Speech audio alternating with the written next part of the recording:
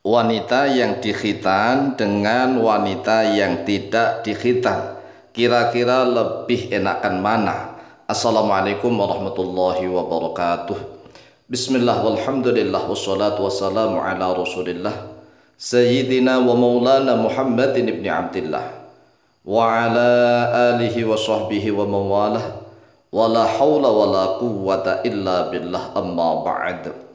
Saudaraku kaum muslimin wal muslimat rahimakumullah, wabil khusus saudara-saudara kami para pecinta dan subscriber channel YouTube Al-Mu'alim Center dimanapun berada, yang tidak lupa dan tidak bosan-bosannya senantiasa kami doakan semoga Allah Azza wa Jalla memberikan kesehatan, sehat walafiat lahir dan batin.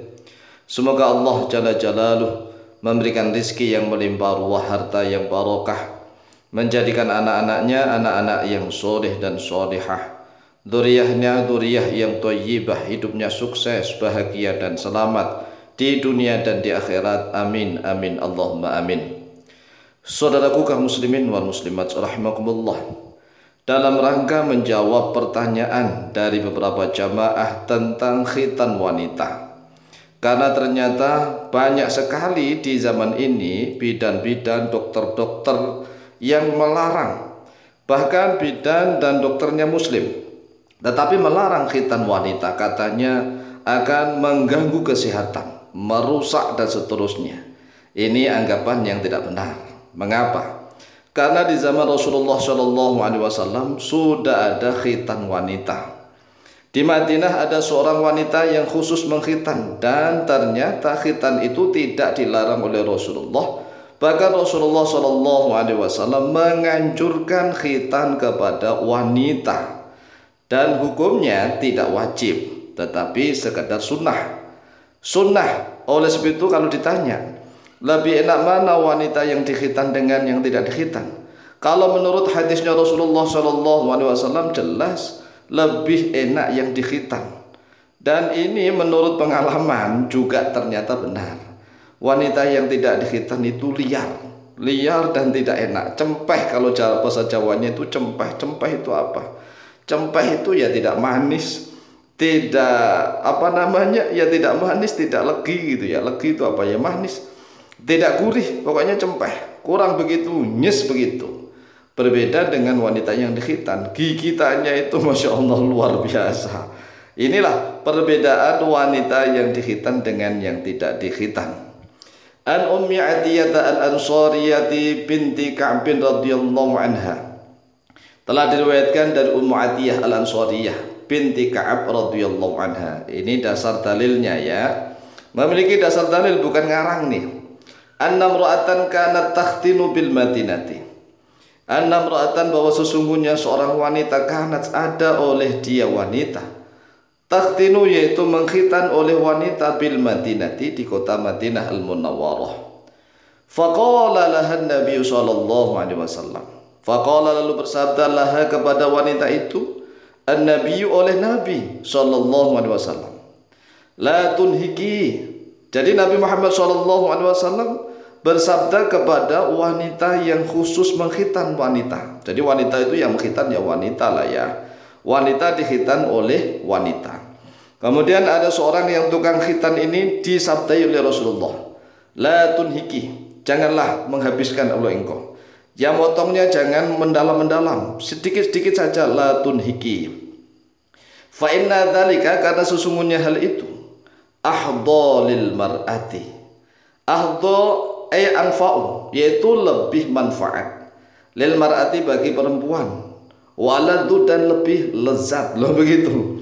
Jadi ahdha itu lebih manfaat, lebih lezat, lil mar'ati bagi wanita, wa habbu ilal ba'di dan lebih dicintai menurut suaminya, loh begitu. Ini hadisnya sahih, akhrajahu Abu Dawud. Akhraja telah mengeluarkan pada hadis Abu Dawud oleh Imam Abu Dawud nomor hadis 5271. Sehingga tidak benar apabila yang mengatakan bahwa khitan kepada wanita itu bisa madarat, bisa mendatangkan bahaya. Ini enggak benar. Ya, karena apa? Sudah ratusan tahun, ya bahkan ribuan tahun ya kan. Sampai sekarang kan 1444 Hijriah, 1444 Hijriah. Lah ini para ulama kaum muslimin dari zaman ke zaman, dari dulu sampai sekarang 1400 nih. Lah orang yang paham tentang khitan wanita itu senantiasa khitan. Dan bahkan mereka ini khitannya bukan masalah anak-anak saja. Jadi tidak sama anak-anak doang. Kalau sudah dewasa ternyata belum dikhitan juga dikhitan. Karena emang sunnah. Nah, oleh sebab itulah bagi yang sudah terlanjur nih, terlanjur dewasa, belum dikhitan, sudah terlanjur punya suami dan sering melakukan itu, boleh dikhitan boleh. Lah mencari khitan ini kemana nih? Ya bidan-bidan yang ahli khitan, bidan yang ahli khitan. Kalau misalnya nggak bisa, suaminya ya nggak apa-apa, suaminya yang menghitan. Lah yang dikhitan apanya? Lah ini perhatikan. Yang dikhitan itu adalah kacang ya. Ya kacang itulah gunung ya. Gunung kecil di tengah-tengah samudra. Ya klitorisnya itulah ya. Nah itu kan ada semacam puncak. Nah puncaknya itu langsung saja dipotong sedikit.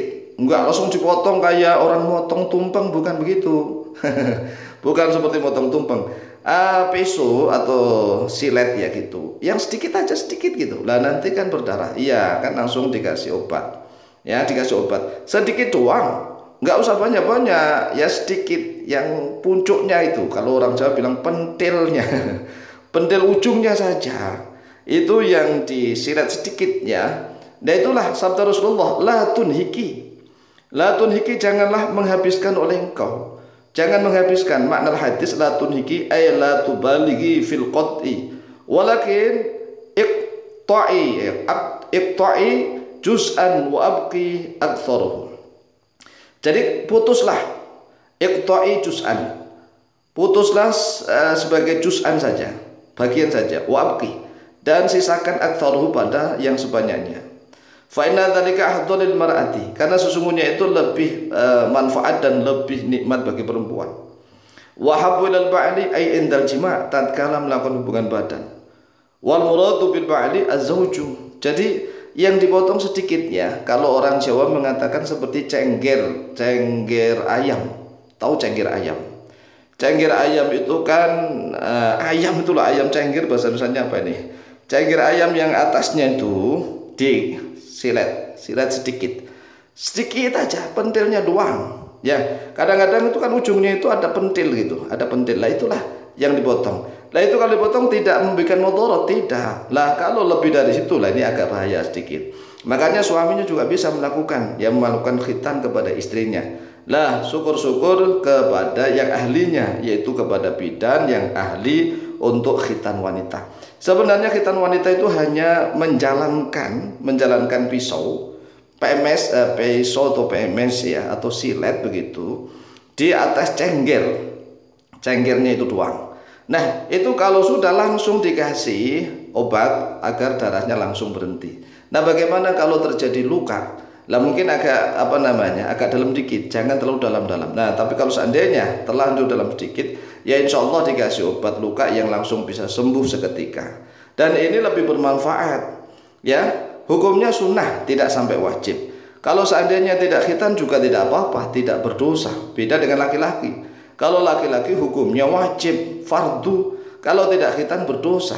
Nah antara enak dengan tidak enak, ya tetap lebih enak yang dikhitan. Itu kan sabda Rasulullah SAW, fa inna dzalika ahdhalil mar'ati wa habbu ilal ba'li. Demikianlah, semoga bermanfaat dan barokah fitini wa dunya wal akhirah. Lebih kurangnya mohon maaf. Wallahu ta'ala a'lamu biswab.